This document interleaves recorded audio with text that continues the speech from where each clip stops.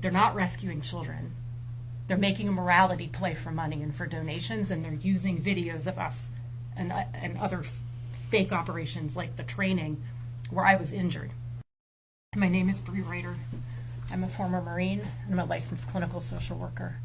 I treated the victims of trafficking for more than a decade, and Tim knew he could manipulate that. I came to OUR because I thought, what if I could intervene before someone ended up broken forever?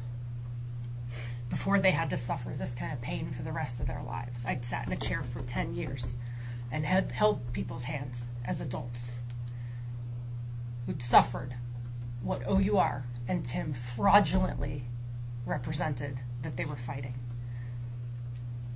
It was obvious I could be manipulated because of how much I cared.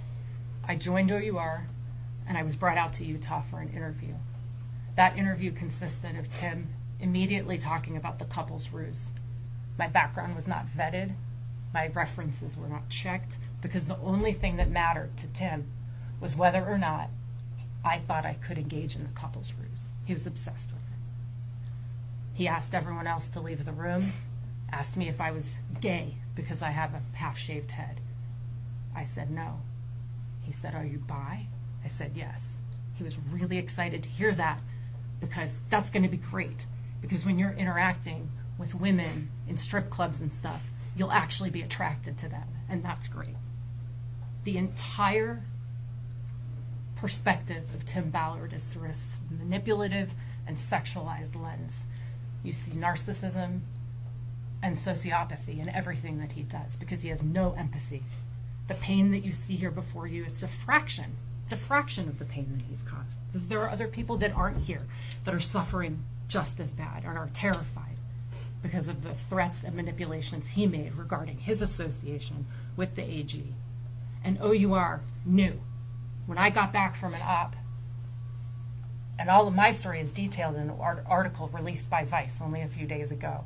When I got back from that op in the British Virgin Islands, I called Matt Osborne, and I had a long conversation with Matt Osborne, who was the Director of International Operations of OUR at the time. And I detailed for him every concern that I had, from Tim Ballard's obvious mental health problems, the couple's ruse and his obsession with it, evidence mishandling, the extremely dangerous situations that he put us in. There was no accountability. Matt Osborne immediately acknowledged that there was some awareness that all of this was taking place. He was not surprised to hear it.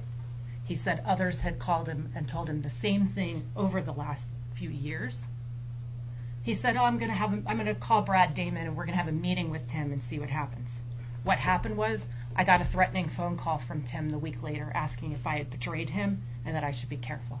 And I told him, well, Tim, I think trying to help you and your organization is not a betrayal, and I think you need to get mental health help.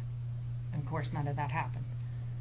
My injury followed that because still at that point, I believed that OUR was what they represented themselves to be.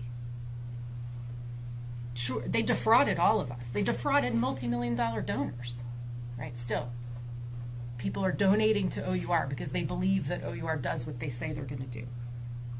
But they're not rescuing children. They're making a morality play for money and for donations, and they're using videos of us and other fake operations like the training where I was injured. And there's a video. I believe you've been provided with the video. There are many videos of everything that we've done because the whole point of it was so that Tim and OUR could extract donations for people using this footage. And as a result of that training, I was badly injured, closed head injury. This is not bone anymore. This is silicone and titanium implant. And I wake up every morning with fluid buildup. I have no peripheral vision. It's all double vision. And I will live with this for the rest of my life.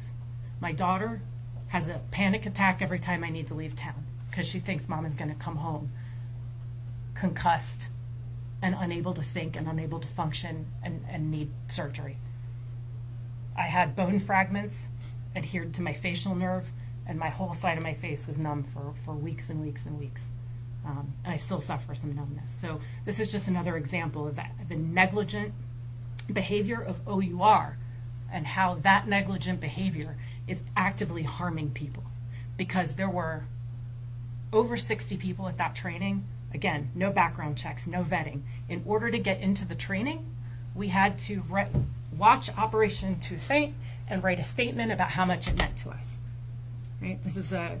We had to prove our ability to be fully in the cause before we could move forward. And that's it. That's all they needed to know from us.